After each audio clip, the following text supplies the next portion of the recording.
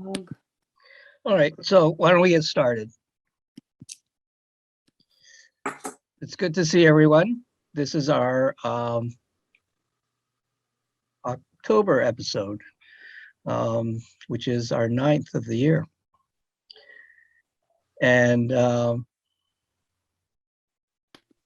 as most of you know by now, this is not a normal gardening show.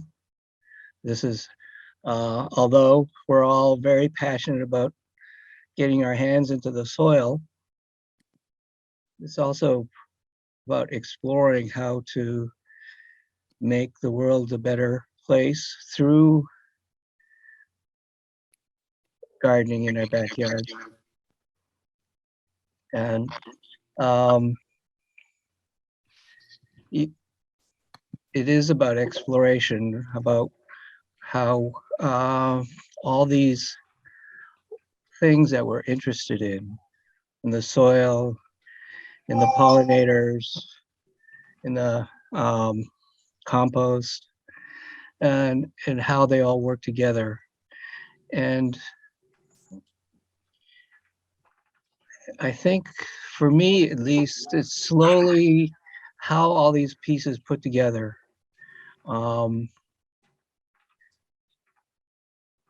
Trying to get to a bigger picture and to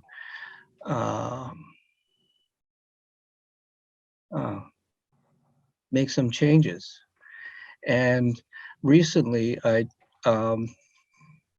started to put a couple of things together.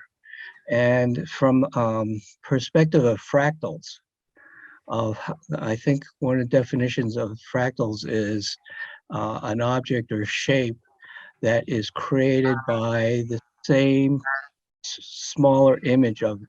So it's like a different scale, it's the same image.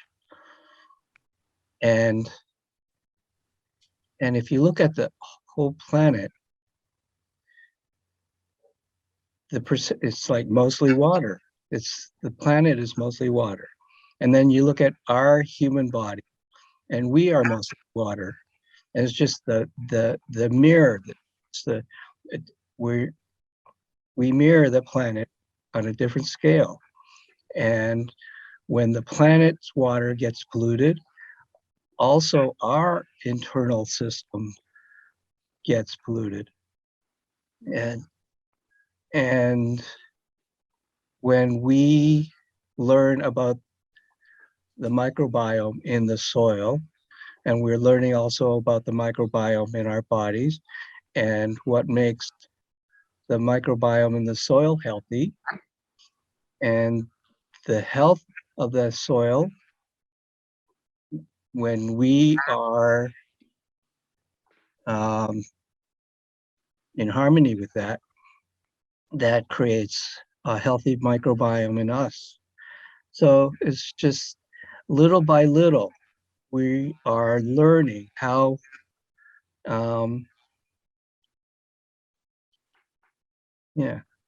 how these things that we are all interested in and bringing to the table here add up together, and slowly how it's important. So and the other thing that we're learning is this is a once a month presentation, but in the lead up to this evening, we have several organizing meetings, and during these organizing meetings, we bring things that we've been exploring on our own to these meetings, and we have incredible discussions. And finally, about a week before tonight, we start putting together the actual show. But the things that we talk about,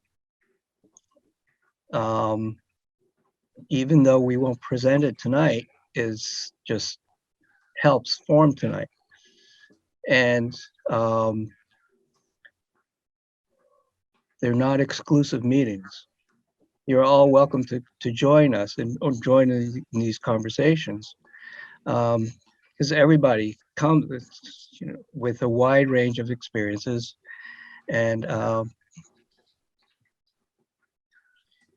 backgrounds, and it all contributes. Welcome. So,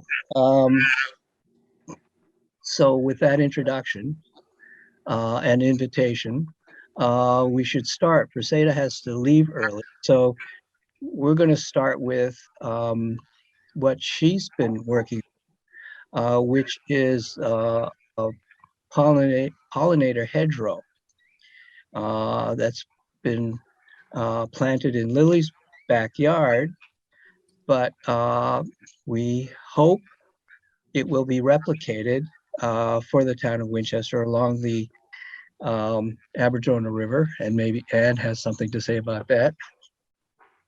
So, Prassede, you want to take it away? Thank you, Fred. I would like to add one thing. I think that part of the fun of our conversations is that we do have such different backgrounds, and it is just hair-raisingly great how complementary we are and how the stuff plays in these different arenas. It's been pretty special. So yeah, you're all welcome to these conversations. So I'm going to try to share my screen. Do you see that? Yep. Okay, excellent. Thank you. So I'm talking about how to maximize habitat, and you'll see how this feeds into the plantings that Fred alluded to. Basically, I feel like every time I talk, I build on something we've done before, and this is integrating it all and taking it into 3D. We want to just maximize the amount of planting you can do, right? We've been planting on the ground, and now we're talking about planting as high as we can, as well as on the ground. So we're going to get habitat in 3 dimensions and year round and all those other good things. This is Lily's yard. Margo did a great film. Lily did a terrific presentation, which you will see shortly. So let's talk for a moment about the history of hedgerows. What is a hedgerow? So I think that we think of it culturally, we think of it as it's a barrier, a growing barrier. A lot of them have thorns and spines. They keep livestock in and people out. They can keep wild animals out. In some countries, they're used extensively for that. England has a long history of hedgerows. It's a wonderful sort of natural fence. You don't need to make any materials. You don't need to cut down trees. Just use the stuff that's there. They have some that are over 1,000 years old. Japan, I've seen some that are 500 plus years old, particularly around castles and old, castles, because they were very much a barrier. But there's so much more than a barrier. And I think that that is a unfortunate way of looking at them.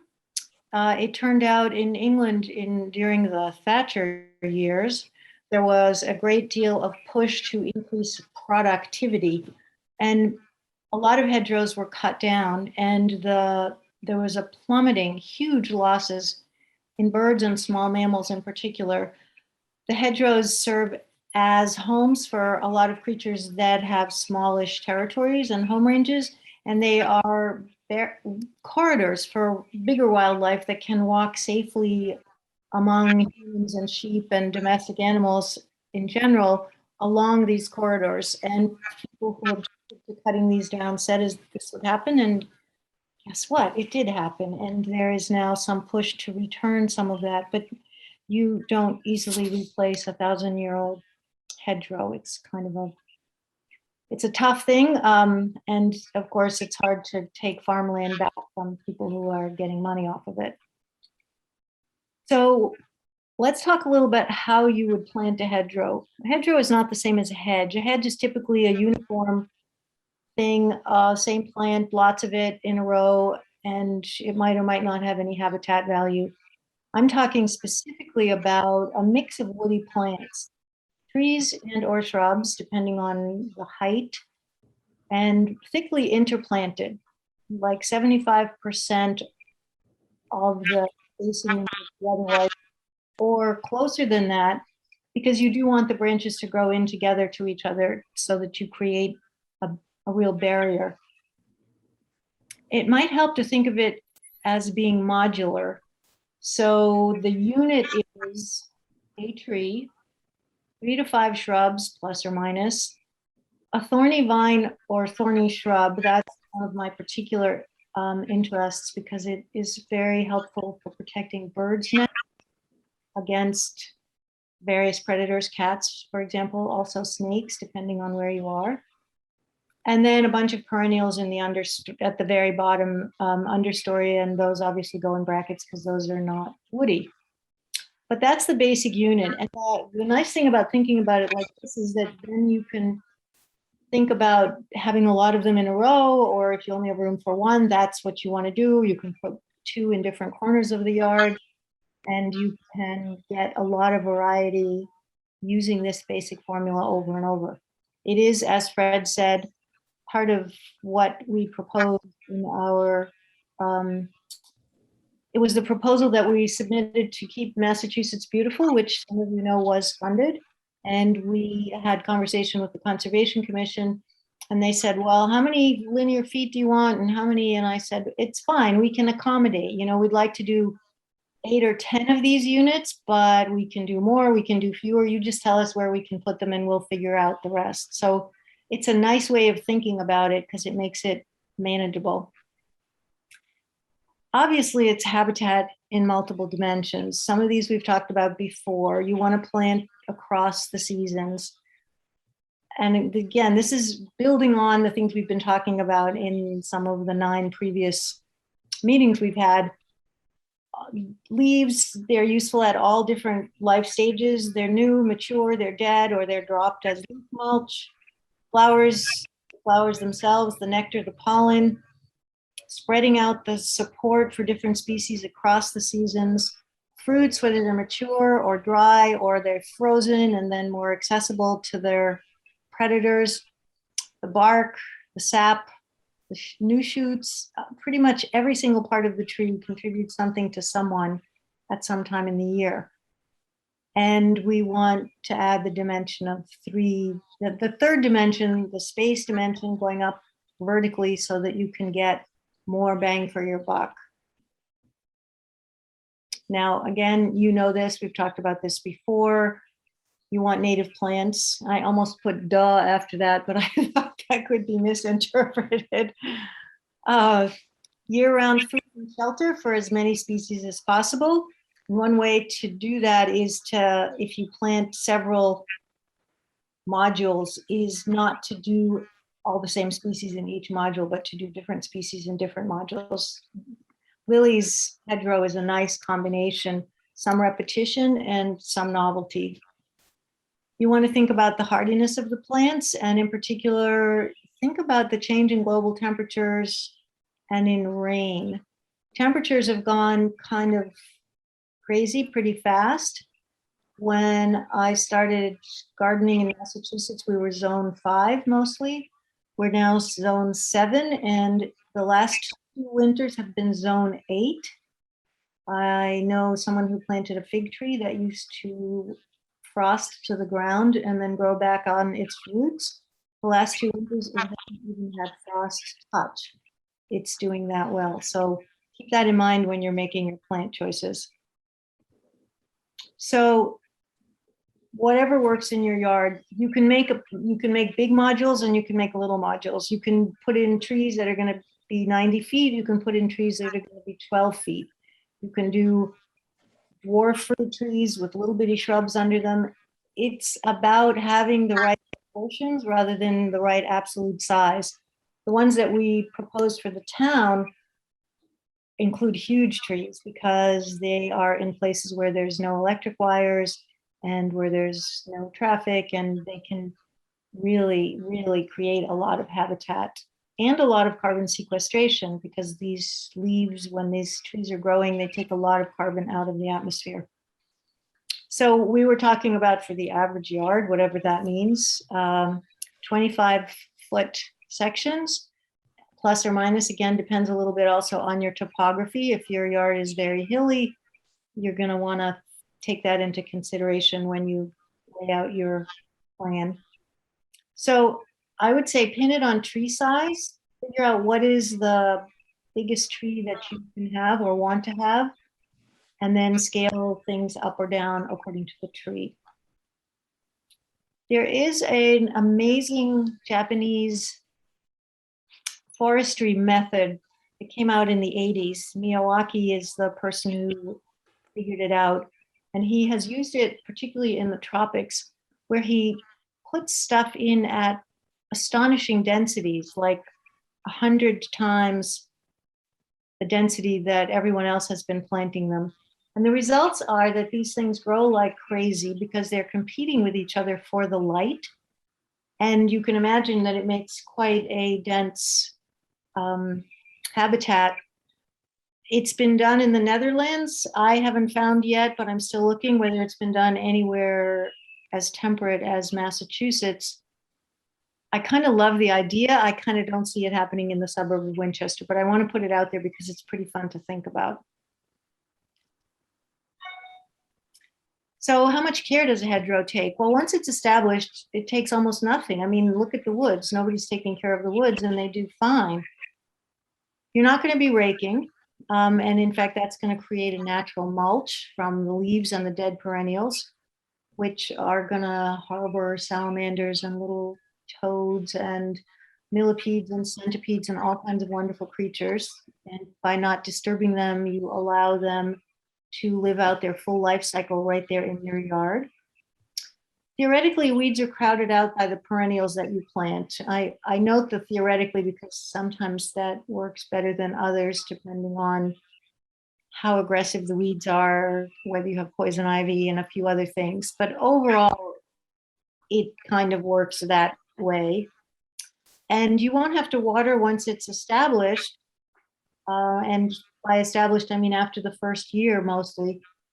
Even the perennial flowers, I mean, I water mine when it gets, when we have 15 days of hot, dry, but you don't have to do much else. And I would say add water nearby because that will be good for all of the creatures that you're going to be attracting to this habitat. So that is a nutshell on habitat. And Margo has a film she's going to show about Lily's hedgerow. Margo, are you there? Yes. Thank you. I'm going to stop sharing and she's going to. Hold on, I'm gonna.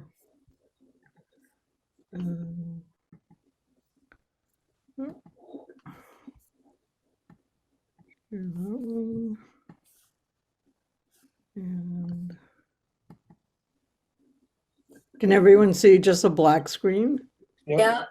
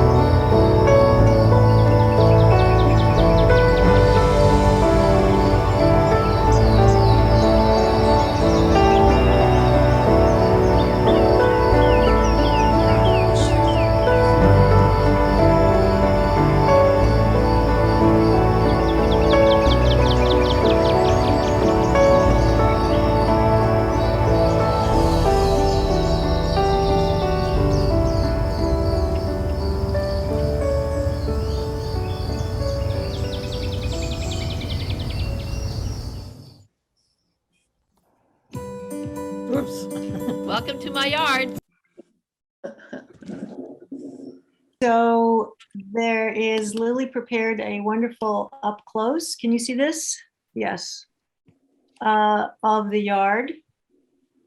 This is, sorry, not that. This is the before picture. You see that the neighbors are quite present, and greening was desirable. This is how it looks now after everything was put in. You can see all these new trees and shrubs, some evergreen fruit trees, flowering fruit trees. And these big trees were there before. So she interwove these. Again, all the new things in this nicely managed bed here. This is one of the pieces of pride. It's really important, I feel, for people to plant things that they love, not just that are good for the environment. This is a choice dogwood tree that can be seen from a key window in the house. Lily, help me out. I'm sorry. Help me out with this one. This was These are some weeds that were there before. This is the before. This is if you scroll up a little more, you'll see there in progress. This is a page of the hedgerow before and after in progress. so this, Yeah. this is the work that was done.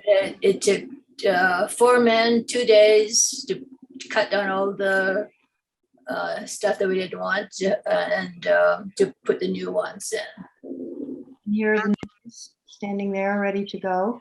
Yeah. Lily was very patient. She waited for a few months because there's so much work going on, so many people doing this that she couldn't get the help to make it happen for quite a while. And then Shazam, Instant Garden again. This is Demetra, who's unfortunately not here tonight. This is, which tree is this, Lily? Yeah, one of the big trees was so heavy, so big and heavy. It took 3 men to move it. That was probably the dogwood. Probably the dogwood. And then she did this fabulous quilt of all the things that the season We hope. fruits. At maturity, yeah. And she has lilac for her because that's what she wanted. Peaches, plums, cherries, other cherries, dogwood. This is aronia. Yes, that's the aronia, yeah. Yeah. And this is Olives. holly. Olives. These two, Yeah, the elderberry right? and Dogwood. magnolias, yeah, Magnolia. yeah. This is also aronia? No, this is viburnum, and this is the aronia. And this is another viburnum.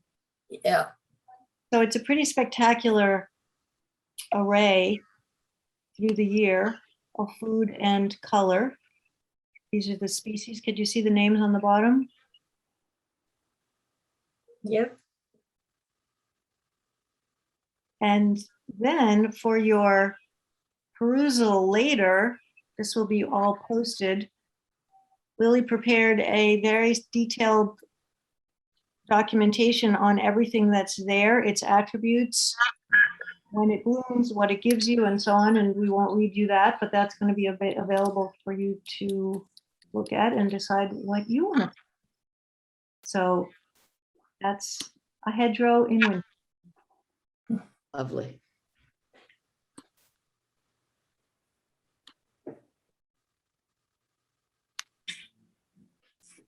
Questions, comments? Fabulous, you guys. It's wonderful. It's great. Thank you, Lily. Yeah, Well, we're hoping it'd be even nicer in the spring. It will be. We'll need- Yes, most of those are all flowering plant shrubs and trees. So hopefully it's be quite pretty in the spring, and then in the fall, a lot of berries and fruit. Yeah. yeah. We're going to need a field trip in the spring. No, absolutely, right? And then as we continue to inspire others, we'll just increase the duration of the trip. It's fabulous. Love it, Lily. Thank you so much. Oh, thank you. Thank Prassede. Absolutely, yeah. You are easy to work with. Yeah. It's a pleasure. So was that about 50 feet? Oh, it's more than that. Yeah. I think it's over 100. In fact, I can say, so when we started, we started, as can happen with these projects, as some of you have discovered, you start with a few plants and you think, oh, that's all I need. And then you realize, oh, look, and then there's this one and that one. We ended up, I think, with 23 or 24 plants. And Lily was like, I don't know where we're going to put all of these.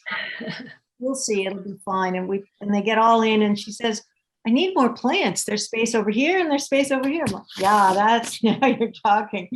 So it's very, it's kind of like when you have a paintbrush and you paint, the windowsill and then you realize the room looks crummy and then you paint the room and then realize the hall looks, and then pretty soon you're in big time. So it turned out to be a really spectacular project. Yeah. Did you do any conditioning in the soil or you just went with the soil that's there? Did you do any soil test or? Definitely evaluation? in the soil, compost and mulch. Compost and mulch mostly. Yeah. Mhm. And it's interesting because they planted and put the original soil first and then put the compost on top of that and the mulch on top of the compost. Yeah. Yeah. But Linda, I did what you did. I got the biggest plants I could find. No, I mean, I was actually noticing that, and how big they are, right? It really does Yeah. feel like instant. It's quite spectacular that way. And Oh yeah. they get bigger, but some of them are some of them actually designed to end up small, or are they likely to get huge? I think probably the smallest, and Prassede, you can tell me if that's true. Probably about 5 feet is for the smallest, and the tallest around 20, 25 feet. Yeah. So it should be Wide. quite big enough. Yeah. It's just so spectacular. Yeah, I also, well, at so many levels, right? We could talk about this forever. It's fun to have these relationships in the yard too. I think that comment about how you see it from the window, it isn't just a tree outside, right? It becomes, your life and your neighbors, and then the neighbors want to see the tree and the life and the neighbors, and it just kind of perpetually populates. It's lovely. And Lily had some unusual nut trees on the property. And that's really terrific. And they're beautiful, they're beautiful. And those are, so that it was very much building in what was there, taking out what was invasive and non-native or unhealthy, and then replacing it with and showcasing some of what was already there. So I think that combination, she has stuff I haven't seen anywhere else in Winchester. So that was pretty exciting. What sell some of the things? Do you recall, Prassede? One of them was, is it a butternut? No, it wasn't a butternut. Hickory nut, I think. Thank you. Yeah. Yeah. What was it? Hickory. Oh, hickory. Yep. You seen those around? I haven't seen one anywhere. Yeah, we see them in White Lock Farm if you walk on the trails. So somebody carried one over there. I mean, I don't know, but it's probably 4 feet tall and healthy. I mean, just radiant with health. It's going to be a spectacular specimen. I hope so. There's some huge ones up in North Andover at the Rolling Ridge. And they're thinking about collecting some of the nuts because they're definitely supposed to be very edible. Oh, they're yummy.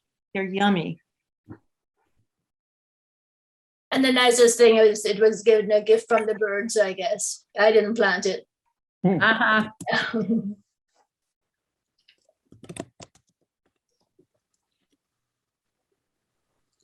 So I'm thinking of the mixture of fruit trees and other woody plants.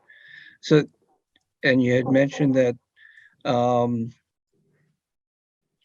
in general, you don't need to do much care, but you will need to do care for the fruit trees. What kind of care are you thinking? If you're really interested in harvesting the fruit, then you need to like, well, so like pruning and things like that. So you may have more experience in this, but in my experience, they are so bred for fruit that the difference between what you get if you prune and what you get if you leave them alone is really not that big, that they often fruit so heavily. What's the bigger issue is how to keep the wildlife off of them if you want to keep the wildlife off of them. And you can try those cat nets. Might have to net the fruits. I'm lucky because I don't really care whether my fruits, I mean, I want somebody to enjoy them. It doesn't have to be me. So I don't really care. I think that's the real conundrum. Yeah, I was pretty fortunate to have one of the farmers from the farmers market come and visit us.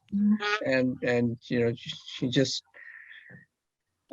humored me by looking at our fruit trees, and to be able to see those trees from a farmer's perspective, and he did a very dramatic pruning to be able to within the one tree, not to have branches compete with each other too close, or to be able to allow the tree to grow most efficiently.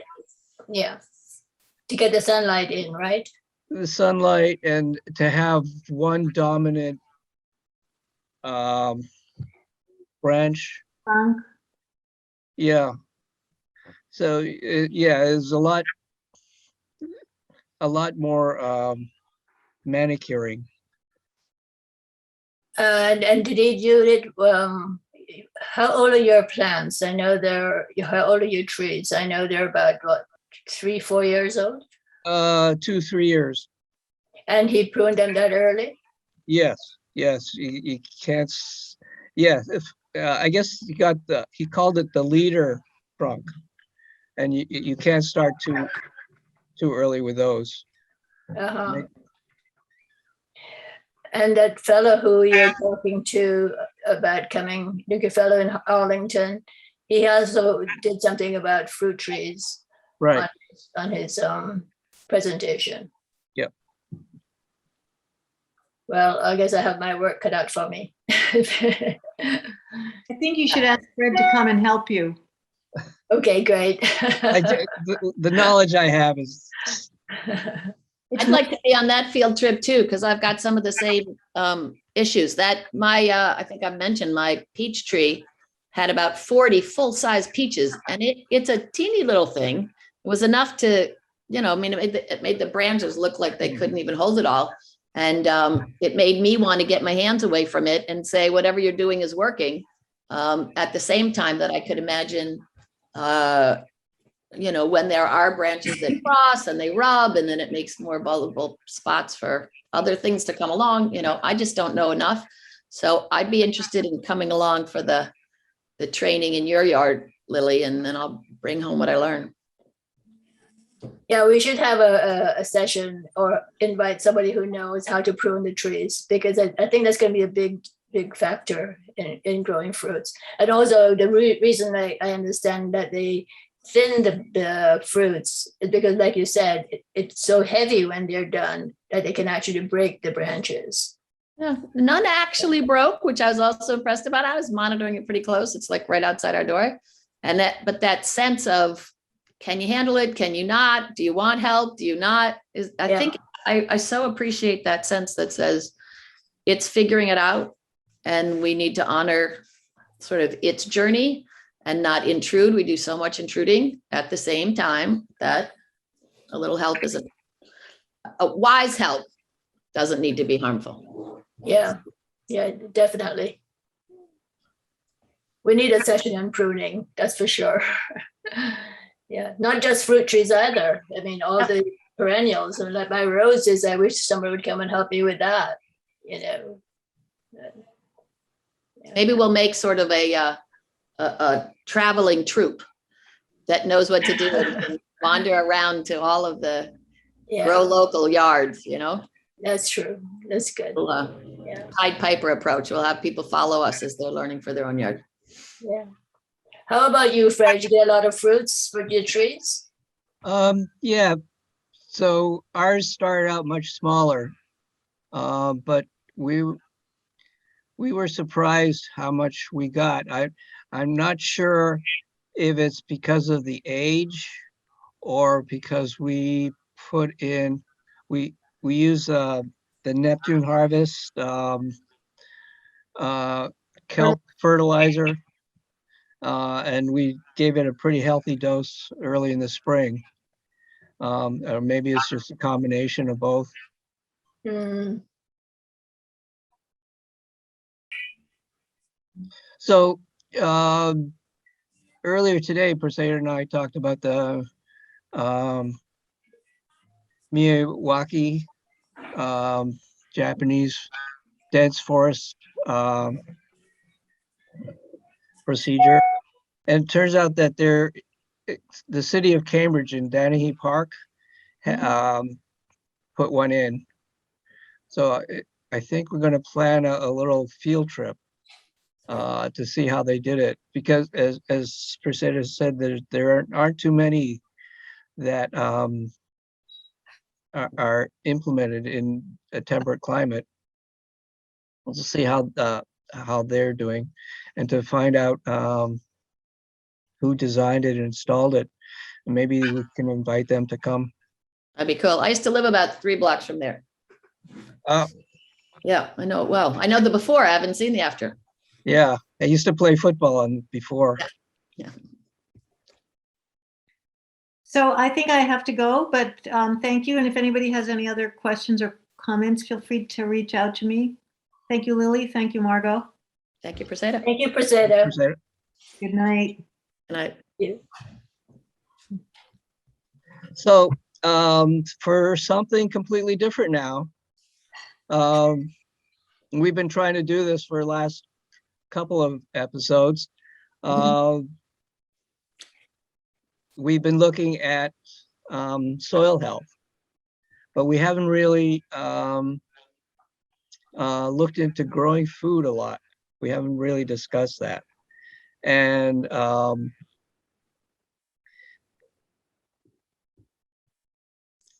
there's a whole perspective of healthy soils grows healthy foods. And that's something that we've been missing. And it's affecting our health, our human health. And so Linda has been really interested in that perspective. And that goes back to addressing the microbiome in the soil and the microbiome in our health, in our guts, and the implications of what happens when that's missing. And so Linda's going to talk about that, and then I'll spend a few minutes on a citizen scientist project that will dig a little deeper into this. So, Linda. okay. So I have, this is, I think maybe my second, but maybe my first PowerPoint ever. So bear with me. I'm about to share my screen. I've only shared it on Teams before, but let's hope this all works well. Do you guys see anything yet? Not yet. Okay. Well, let's see. If not, I can just read from it. I remember when I was first learning, you had to like click it twice, and the second time it appears. That worked. You can see it? Yep. All righty then. And let me cancel this. Well, you're good. Okay. So basically, this was the charge I was given, how our physical health and well-being is directly connected to the health of the environment. And I kind of was playful and creative a bit in a couple different ways, but this is sort of where I'm headed. This, I think it would make sense for us to take a second on. And it really sets the tone for what I have enjoyed about this project. It's the height of scientific arrogance and human hubris to think that we can design fertilizers or fertigation or whatever we want to call it, that even comes close to mimicking what the natural microbiology of the soil can create and feed to these plants.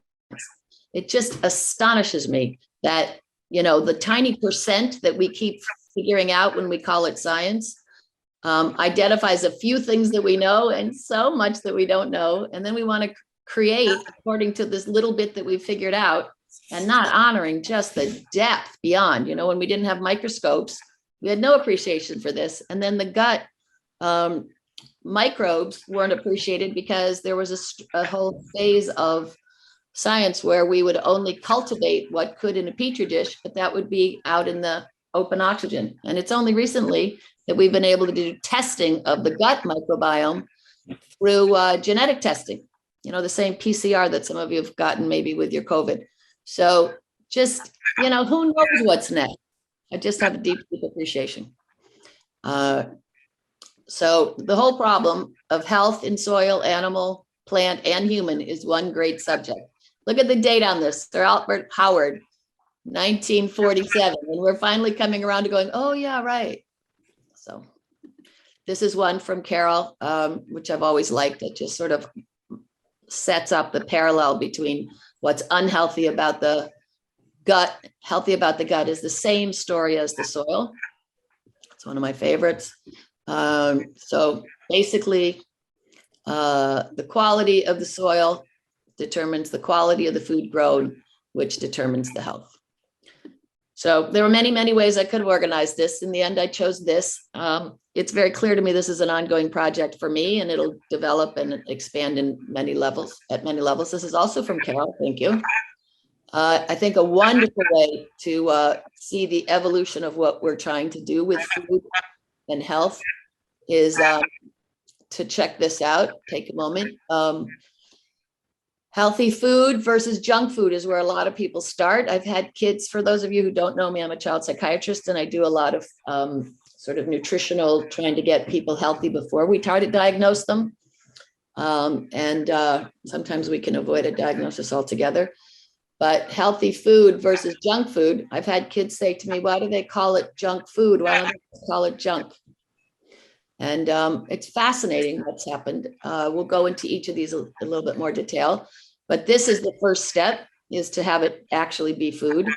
The next, and this is a huge transformation of my understanding, I've talked about it before, is to be free of toxins. Like the organic movement was to be free of toxins. Organic doesn't mean nutrient dense. Organic doesn't mean healthy plant. Organic only really means, I mean, it ideally does, real organic does, but it's been kind of like a lot of things, it's sort of been taken advantage of.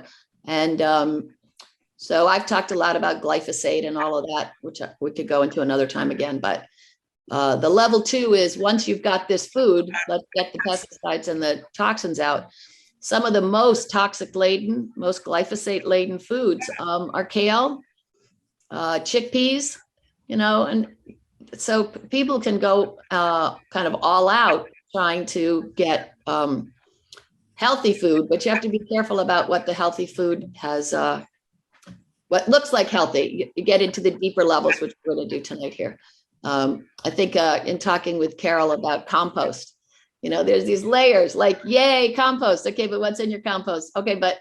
And I think the worry as we're doing, you know, Grow Local with other people and trying to inspire is not to get them glossy-eyed and kind of giving up. You know, where on this process can we say that's great and hold it? And then maybe there's more to learn as you feel comfortable. So that's level 2. Level 3 is what Fred's going to tell us a little bit more about how to measure. And that is that even if you're starting with this kind of food and you're getting the toxins out, the range of nutrient density is enormous. Foods are bred commercially, for their staying power when they travel, like tomatoes from Florida coming up, right? They want it to be juicy and hold its shape. And a lot are really favoring water content instead of nutrient density. So the color might be there, but a carrot is not a carrot is not a carrot. And we'll learn more about that. And I think we'll learn about what kind of practices assist. And then the next level is actually healing the soil to bring in the nutrient density. And so much of the toxins and pesticides are destroying the soil microbiome. It turns out the soil microbiome is necessary for the plants to extract the nutrients from the soil. And so, you can't really skip any step in nature's plan and expect to get where you're trying to go. So this is a far cry from that. All right, going into a little bit more detail here. This actually speaks a little bit to what we were talking about with Lily's yard. We had a beautiful video early on from Dimitra about how to plant a tree. This one is taking it from a different perspective. It's sort of how to kill a tree, and it tells all the things not to do. There is some comments that's too tiny to see, I know, but there are little comments about maybe prune so that the crisscrossing branches aren't wounding the tree and giving areas for insects or something else to come. And so there's things about pruning. What I especially liked about this, it reminded me of a children's book called How to Lose All Your Friends. And it's meant to be read, with a sort of tongue in cheek. The goal isn't to kill the tree, but to not do all the things that would. And there's a little bit of an error in that in my presentation about if you really want to be unhealthy, there's an awful lot that you can do regarding food. So it turned out as I was trying to title it, it's like, you can't say like how to kill, wait, no, this isn't really working. So I left it kind of loose. So going back to the more specifically on the food one, I think you all are familiar with the concept of the standard American diet. It's cheap, and I think it's kind of fun that the acronym is SAD, but it's cheap. But of course, it's only cheap in a very, very short term kind of a way. The expense goes to paying the doctor instead of the grocer or the farmer. The farm bill and stuff is keeping this artificially cheap. It's only cheap to feed this to cows. It's cheap to feed the corn to cows because we made the corn cheap. The cows aren't healthy when they eat the corn because they're supposed to be eating grass.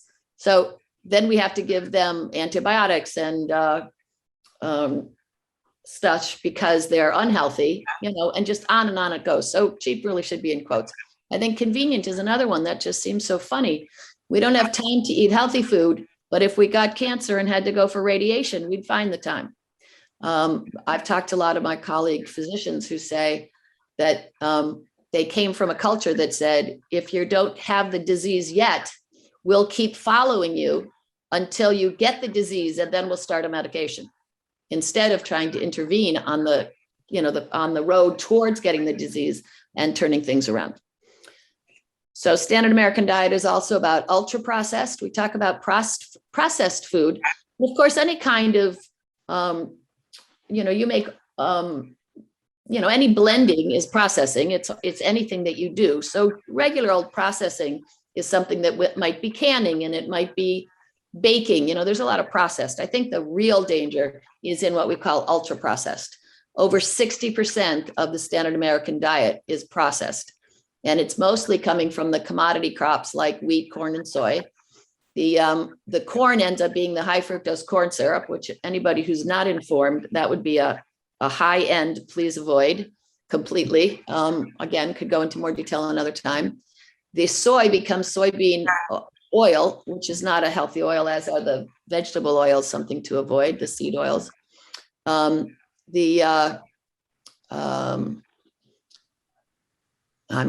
I could go into this in more detail, but ultra includes industrial formulations that turn these three into hundreds of thousands of food-like products that bear little resemblance to our evolutionary diet.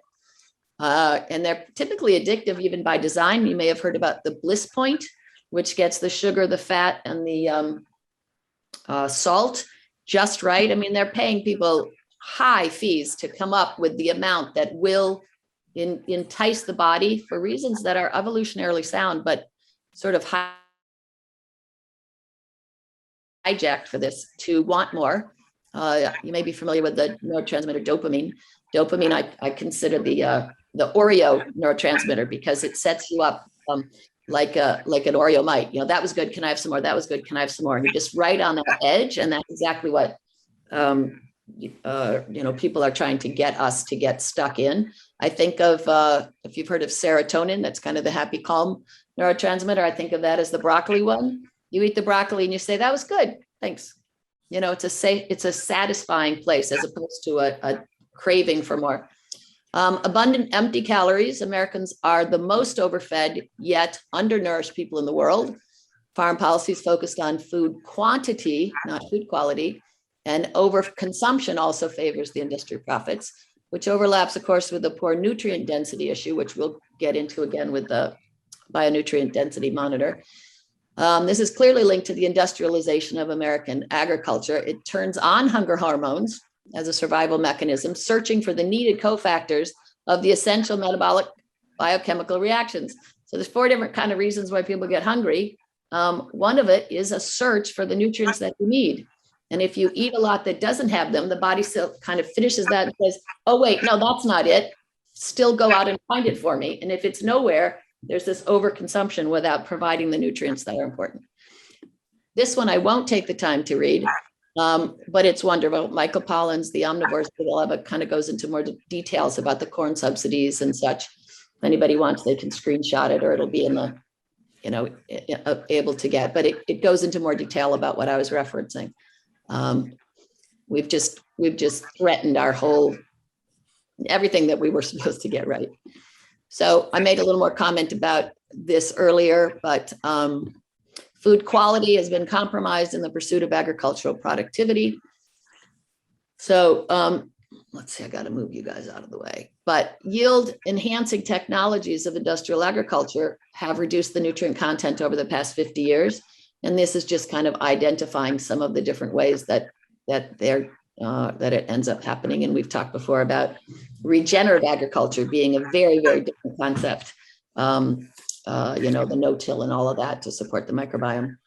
Here's another, the food processing and distribution industry prioritizes profit over the health, ethics, and social justice, often referencing their legal fiduciary responsibility to maximize return for stockholders. I like to say I too am a company, and my stockholders are my 37 trillion cells, and they also like to profit from this process. So the differentiated nutrient density. So here I just went a deep dive on one. It's the magnesium. I've mentioned it before, but it's one that I think has made such a difference to my patients, my family, my patients' families and such, that I picked this as a deep dive. So if you really want to do a body in, deplete the micronutrients so metabolism can't function as it's intended. And these are some of the things that metabolism is doing, and it needs all of the pieces for. Here's a visual of the metabolic pathways. Some of you may have heard of the Krebs cycle or the citric acid cycle. That's the tiny circle in here, and that's what you get taught in high school. All of this is going on too, and magnesium's needed for between 350 and 600. We're always learning more. So for those biochemical reactions to occur. So if you really want to do somebody in, be sure to deplete their magnesium by taking common acid blocking agents. Anybody who's on anything that blocks acid for their stomach, which is like one of the top profit pharmaceuticals. Even things like Tums over the counter shuts down the stomach acid, which doesn't let you absorb the magnesium, iron, vitamin B12, proteins, the things that you need to make the body work. It also, in the microbiome concept, the having not enough stomach acid means that the microbes that come in and should be killed don't get killed, and then they populate further down and cause other kind of digestive issues. There's new information that sinus troubles, if your stomach acid isn't officially strong enough and healthy enough, again, I can respond to some of these specifics with questions later, that while you're sleeping at night from a sinus low-grade chronic infection, that post-nasal drip can populate the stomach and get past the stomach and cause kind of digestive issues. Diuretics will also deplete magnesium, and the number of people on that is also enormous. So that's even if you were to eat enough, which people don't, you can not be, once you put it in your mouth, it's not exactly getting absorbed into your body. So there's many, many, many steps, and we have to take in enough that it can make it through all these other ones. So, you know, in this kind of, I guess it's kind of ugly humor, but you won't be alone if you don't take enough magnesium. Most people are deficient. This is a list of what kinds of symptom or diagnoses come when you don't have enough magnesium. When I do a screen of these with my patients, you know, everybody who comes in with one tends to have a couple of others. And then if you're really going to get ill, you might want to make sure that you ignore all the early signs of magnesium deficiency. What I think is so beautiful about the body is if you take the symptoms as a clue to what the body might be needing, it's trying to speak. And if you're feeling constipation, it's an opportunity to replete the need. And then you get beneficial effect for all these other things. Kids will come in with menstrual cramps. We'll get them on magnesium. And the next thing you know, their anxiety is less, they're sleeping better, they're less irritable, and their headaches have gone. So back to that first slide, there's rhyme and reason to the need of all these. So a little bit deeper dive on the soil microbiome. The healthy gut-brain connection is enormous. It's just an exploding part of research right now. We're learning that some people call the gut the second brain. I think many are calling it the first brain. It's really running the show, as are the microbiome, not just in the gut. You know, there's bacteria in every part of us. You guys can read some of these in more detail, but the fact that 90% of our serotonin, the happy, calm neurotransmitter, is made in the gut with the bacteria. 50% of the dopamine is really important, and it's making our vitamins. So humans eat the plants, which feed the gut microbiome. From there, you know, if you're eating the foods that are feeding the wrong bacteria, you can end up with all kinds of difficulties. I may have mentioned before, I had a patient with came to me with bulimia, and that's a pretty long haul treatment. We figured out that she had an overgrowth of candida, which is a yeast that belongs in the gut, but it belongs in a biodiverse gut where the balance, as we've talked about before, the diversity helps the balance be successful. We treated her overgrowth and she doesn't have bulimia anymore. And that's a profound thing. We need to get to the root cause more often. Again, it very common in psychiatric diseases. Let's see, we're winding up here. Plants make sugars out of photosynthesis, and then we use the sugars to attract they use the sugars to attract the beneficial microbes to the rhizosphere, which helps the plant get the nutrients. There's an exchange, and then we eat the nutrients, and then we do the same exchange using our microbiome. So I think of disease as a clue to be pursued, not an insect or an organism to be poisoned. Another thing I remember about Carol saying early on was the kind of farmers who go out and they don't say, what am I going to kill today? They say, what am I going to help live today, right? We should be doing that ourselves. So soil is similar. Again, you can read the words. It just is a profound thing. Just as pre and probiotics feed and improve the gut health, compost does the same for the soil. And again, we've talked about all these additives that can bring the mycorrhizome in. So I thought if I had a second, I would do a quick deep dive on one particular bacteria in our gut. It's Akkermansia muciniphila.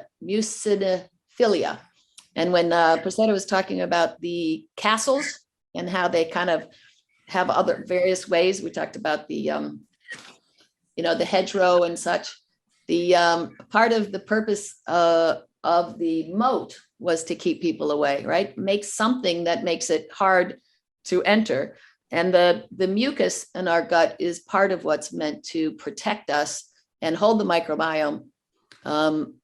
Our cells, the lining between our gut and our body is 1 cell thick.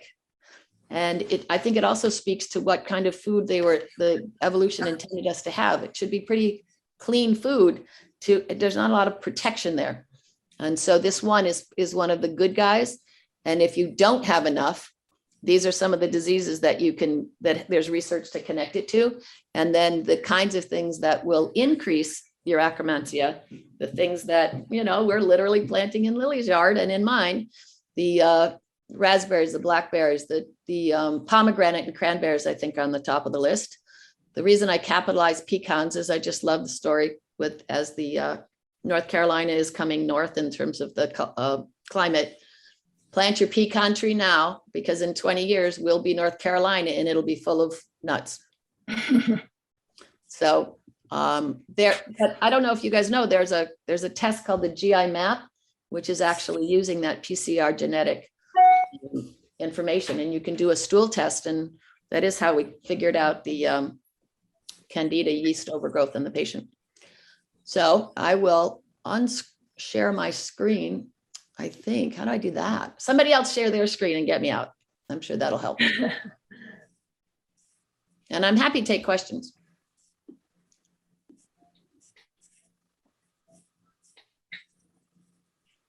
That's great, Linda. A lot of really good information. Yeah, that was good stuff. It's going to take me a while to digest it. I'll have to go back and watch the video again. Digest it. I popped through a lot. There's such deep stuff we could do on every piece of it. Yeah. If I can't, am I still sharing the whole screen? Nope. Oh, yeah. Okay. Good. So what would you recommend, if you want to read more, what would you recommend? Well, I mean, there's a couple different things. Let me see. One of the best sources, I think, I don't know if people are interested in podcasts, but the Doctor's Pharmacy, FARMACY, podcast with Mark Hyman is just fabulous. I mean, he covers all this kind of stuff. I quoted on one of the slides, but there's also regenerative agriculture podcast that, it's just doing all the crosshairs between all of these themes. It's talking about health and the health of the plant and the health of the soil. And it just so comes together so beautifully. Mark Hyman also wrote a book, Food Fix, which covers the, from the industry to the food to the health. He's really looking at it from all sides, and it's sort of how to fix the economy, the health, the climate. I mean, it's really, to me, this just breeds hope. Regenerate is another book by Paul Hawken. And it's a very, very hopeful, upbeat. He's got a website, Regenerate. The resources right now are endless. It's all new stuff, but it's just booming. So if anything more specifically you're interested in, I'd be happy to, take it offline or have a conversation here. It's critical to all of us. Linda, can you put a list together? Sure. Yeah, that'd be great. I'll put in the chat the first one I mentioned, just so that people can have it. Accessible, really good.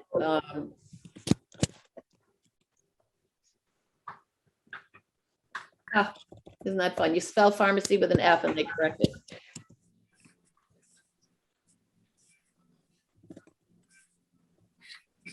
All right.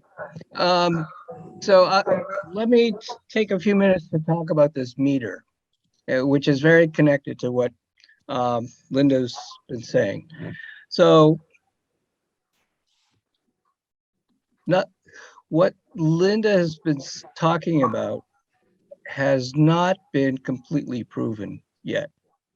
It's not done science. There's a lot out there. Yes, there is a lot, but it's in terms of tying it all together Yeah. and saying this is if the soil is like this and the crops are like this, and then that connection. Oh, that connection is, right, you're exactly right. Hasn't been That proven connection yet. is- There are people doing big research on it now, but you're right about that part, yes. So, and part of that research is this organization called Bionutrient Institute. And it's started by Dan Kitteridge, and he's out in Barre, Mass. And his parents had been executive director of NOFA Mass for decades. And so Dan grew up on a organic farm, and he's very fascinated about nutrient qualities of food. And so he developed this meter, which you see in this photograph, and this meter right here that I'm holding. And this meter is built to measure the nutrient qualities of food. And I cannot forward this. I can't forward the screen. Can't do what? What are you trying to do? Get to my next slide. Oh. Oh, well. All right, I think I'll just talk. Just stop sharing and try again. Yeah, well, I don't want to take too long trying to figure that out. So, the problem is that there has been no actual studies of what is what is quality in food, and how do we get to that? And a lot of it has to do with the food system, not really pursuing that. They are, as Linda had said, they are interested in volume and food that makes you feel full. So they measure it by output per acre, not by nutrition per acre. And so this meter, at this point, it shines a LED light on, at this point, 10 different crops. I was going to rely on the slide on the specific crops. There's kale and carrots and beets and lettuce and bok choy and wheat and oats and a few other things. And the light measures the reflection off of the plant, and it measures ultraviolet light, visual light, and infrared light, and it can measure off the reflection 16 different elements like calcium, potassium, copper, zinc, things like that, and antioxidants and polyphenols. And it's able to compare, say, a range of carrots, and it can tell you the different, within those carrots, which has higher density, higher nutrient density than the other carrots. And then you figure out where those carrots came from. Whether it's grown in a regenerative way, in a no-till way, in a organic way, or conventional way, or hydroponically, And then you match that up with the density, the nutrient density levels. And you can do this at the farm. You can do it at the grocery store. You can do it in your fridge or in your garden. You can do it the day you buy it, or you can do it after it's been sitting in your fridge for a week or two. You can, they're starting to do it, experiments on the quality of produce that you can get at Whole Foods, or say you go to inner city neighborhood where there's food deserts, and the quality of food, the quality of the lettuce that you can buy in those neighborhoods, and can tell the difference. So slowly they're able to collect that data and start to make those connections and say, we suspect, at this point, we suspect that, as a quote that Linda had was, healthy soils creates healthy food, creates healthy people, but we don't know 100% for certain. But this kind of research will help lead that.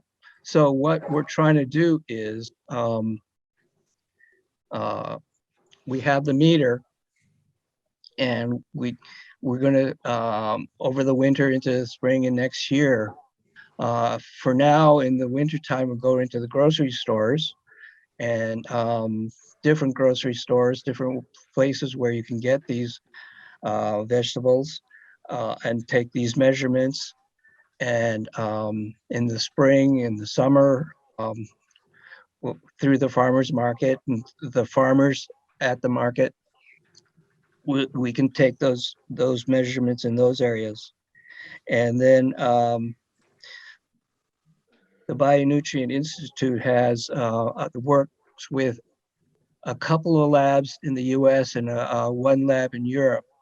We'll send all the data to them. At some point, they're going to be able to also take readings of the soil itself.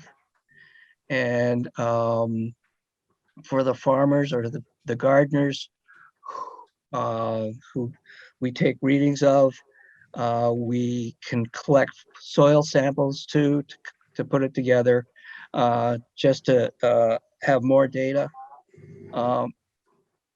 And we'll be crowdfunding or crowdsourcing the information that will help determine what kind of growing medium is the best way to grow nutrient-dense foods.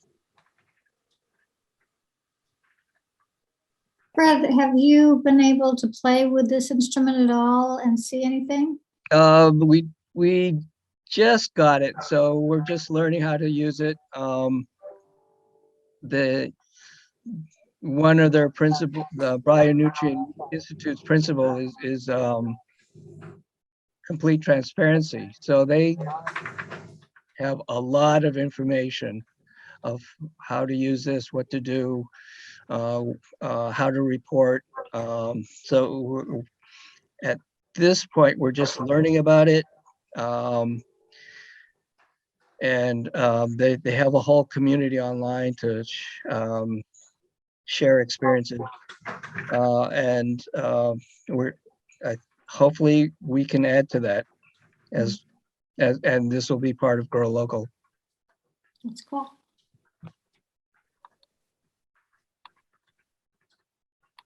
It's just a way of, Carol's been talking about all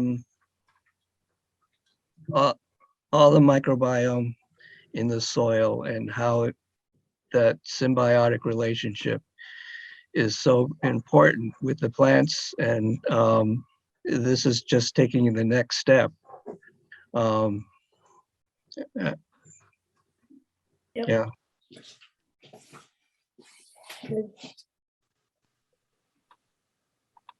So Fred, did you ask to be part of a study or did you buy the tool? How did you get involved? So I went to one of NOFA's winter conferences, and Dan was doing a workshop on this when he started this. So it's like 2-3 years ago, and like there were 6 people in the class, and it was great. So this is second generation, and so I got Grow Local to buy this so we could play with it. That's great. It's exciting. Be fun to use it. Yeah. Yeah, it's like if you have vegetable gardens in your backyard, you can you can play for. So this can be used by homeowners, consumers, and farmers. So farmers can use it to help them determine Sorry for that food. What's that?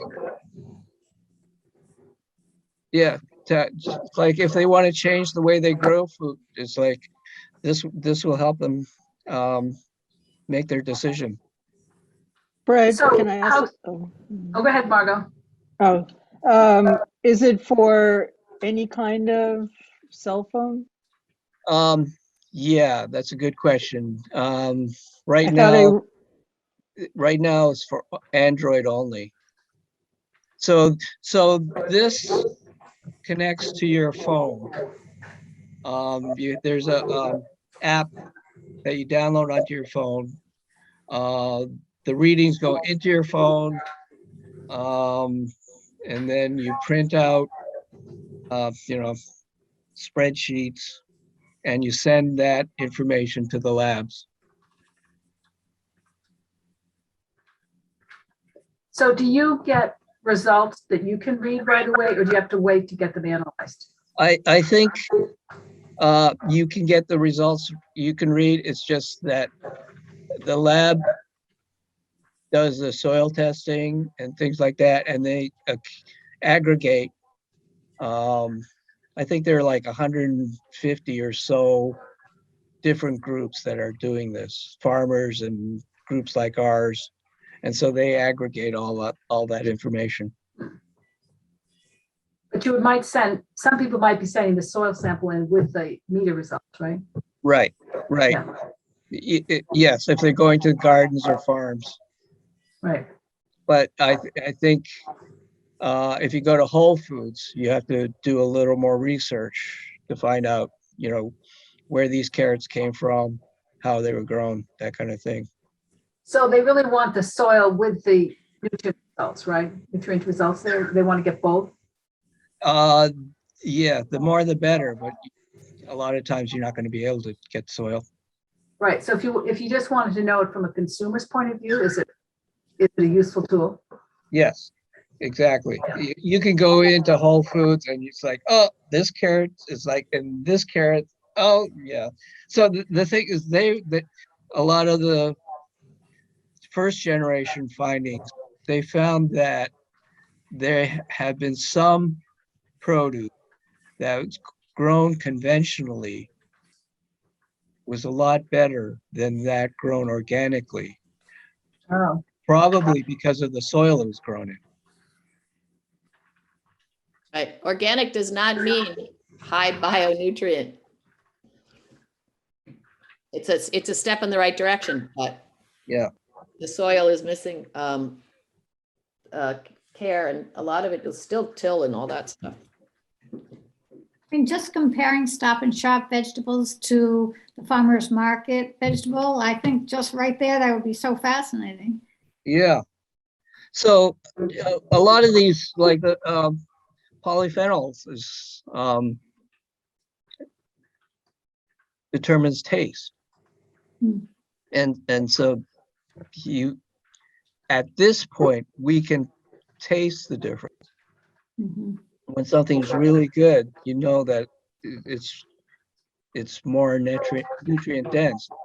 But, scientists are figuring that out, and they're able to engineer at the molecular level the produce that they grow in California or Chile, and they know that they have to ship it the other side of the world. They're starting to engineer those crops for taste. So, Yep.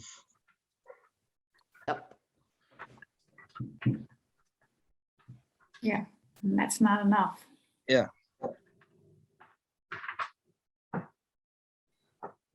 So have you tried any specific food yet? How about, did you Not yet. try in your own garden or not? Not yet. It's just getting a handle on this. Okay. Well, next month we'll be looking for some results there. Yeah. I got broccoli and cauliflower, and I got a lot of stuff growing pretty nicely. Oh, Interesting to see. So do you have a chart? Is there a chart that's published that says what a good density is for certain foods? yeah, I think so. I haven't dug that far. Okay. Yeah. Because that's, you kind of want that, right? If you're gonna. Yes, exactly. Do you get the results quick enough that you could actually be in the grocery store? And Yeah, I think so. Yeah. Yeah, off of your phone. I mean, it's like I'm thinking, okay, you go into Stop and Shop, you're looking at their food and their prices, and they say, okay, poor density. You can look at your chart. Nope, terrible. And then you go across the farmer's market, right? Exactly. Right there instead, right? Yes, exactly. Yeah, this is a marketing tool. That's great, Fred. That's gonna be really fun. Yeah.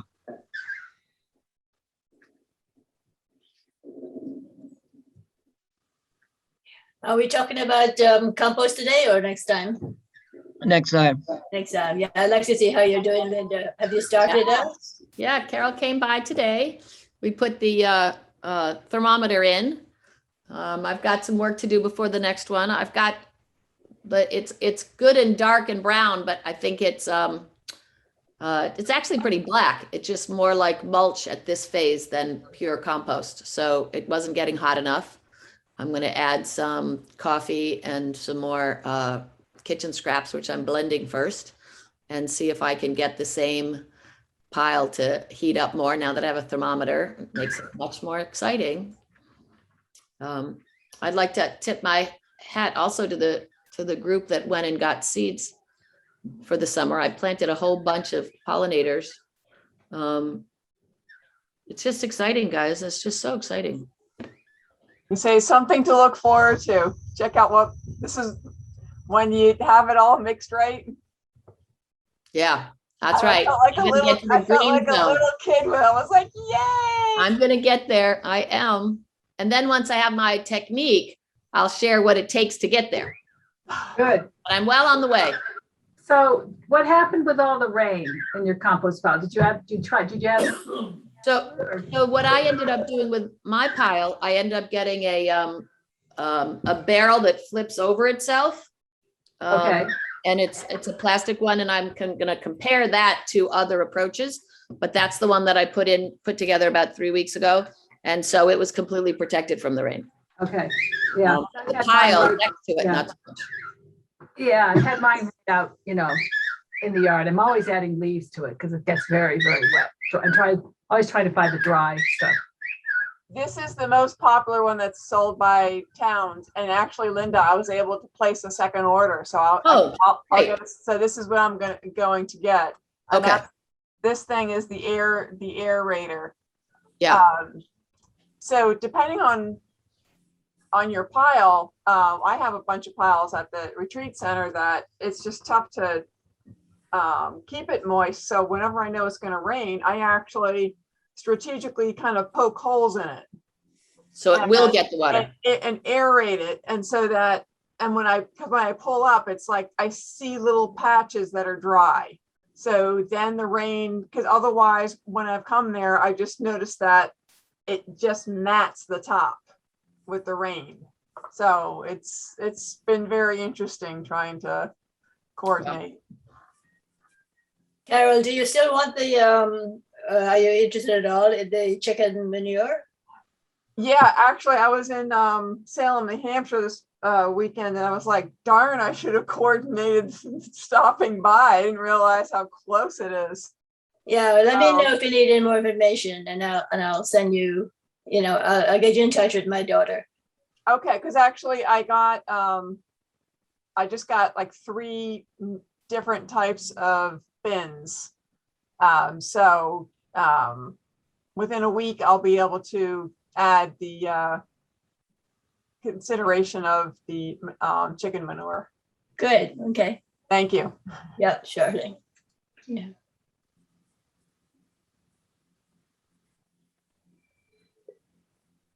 Okay, it's 8:30. Nicely done.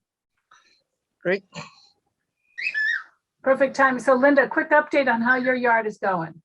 How's it? Oh, it's just so fun. It's great. I've got, I replaced 2 of the hollies that had kind of died, although we haven't totally given up on them. I put them over by the compost. I have an area now I call the nursery. It's kind of the infirmary for the ones that somebody else might have given up on. But we replaced them with a really nice tall hinoki and then a little baby hinoki. So there's this lovely little like mother-daughter thingy going on in the and gorgeous, so gorgeous. The leaves are turning, things are growing. As I said, the broccoli and the cauliflower is just huge. I think it's grown a couple of inches in just this week's rain. It's just to see the colors change. I'm planting some more pollinators that we just got the seeds for and having fun thinking about what's going to come in later. It's been delightful. I do think that, Lily, to your point about how we need a specialist to come and talk to us about pruning fruit trees and other trees, I really think it would be fascinating to get somebody who would walk around one of these, my yard, your yard, anybody else's, and kind of comment on, if the leaves get brown, is that a sign of a healthy turning of the season, or does that mean that there's a disease and it needs to be, supported with more nutrients? And what I've learned is as long as there's buds, as long as there's new growth, you kind of leave it alone. And that just felt a lot better, even on some of the trees that I thought were a problem. So I think there's a deepening of the learning every season. And that's part of fun. It's a little bit like raising children. Yeah. I will suggest a name for you. I'll email you some names. Thank you. That'd be fabulous. Yeah, I would love that. So especially because each plant has their own personality and needs. So much. Yeah. No, and it's been fun. Like I see little worms or green things on the broccoli, and I don't know, is that supposed to be like going to be a caterpillar and I should be leaving it because it's got a good moth thingy, or is that one of the ones that I'm not supposed to be feeding? I got a couple of answers over at Mahoney's, and then I'm like flicking the things off. But I don't know. I took some pictures along the way. We haven't had a chance to go back over that much, but of all the wonderful wildlife, I had a grasshopper on my leg when I was seeing a patient, a 14-year-old in the yard, and she's like, it's coming for therapy. It's so fun to have, there's so much of a spirit of kids should be out in nature more, that to come to the doctor's office and be in nature all at once has really been delightful. Parents love it. Great. Yeah. Yeah, it's all good. Who'd have thunk? Well, thank you, Fred. Thank you, Linda, for your Thank you. and Carol and Prassede. Yeah, thank you all for coming. And Yeah. if you want to come to our next organizing meeting, let us know. Do you have a date right now, Fred? We take a week to decompress and then we'll start again in a couple of weeks. All right. That's Bye. good, guys. All right.